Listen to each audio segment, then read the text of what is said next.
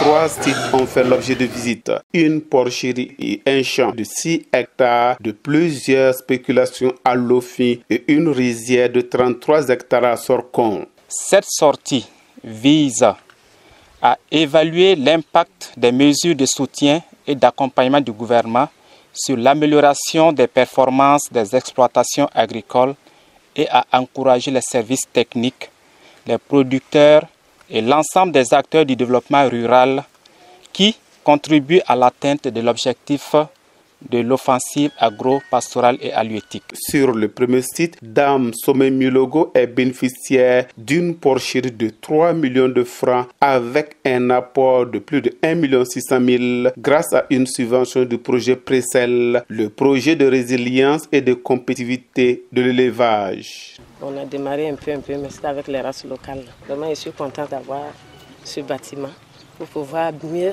faire le travail comme il se doit.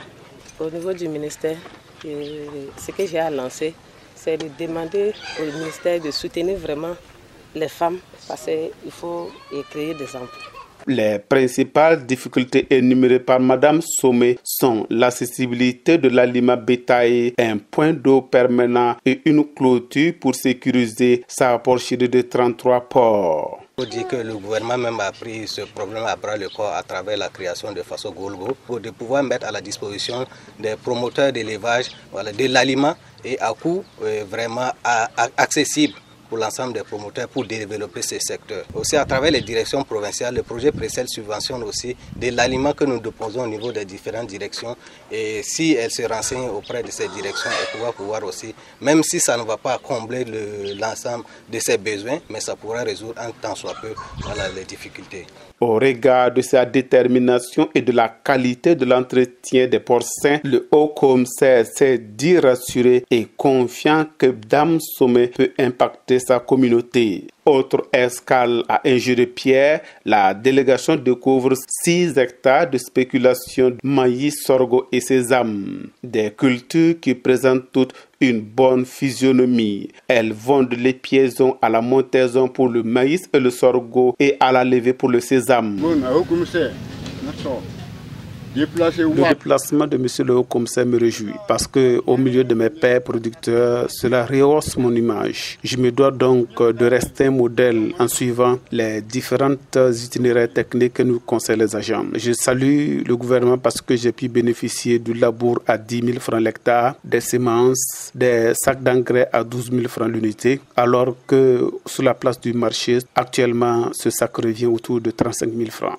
Après avoir prodigué des conseils et des encouragements, la délégation a mis le cap plus à l'est à 11 km de Dano à Sorkon. Là s'étale devant les visiteurs du jour une rizière de 35 hectares, dont 33 exploités par 184 producteurs, dont 115 femmes. On va féliciter Papa Kaé et le gouvernement actuel, Ibrahim Traoré, qui est notre président. Voilà. Ouais. À Sorkon ici, vraiment, on est très contents.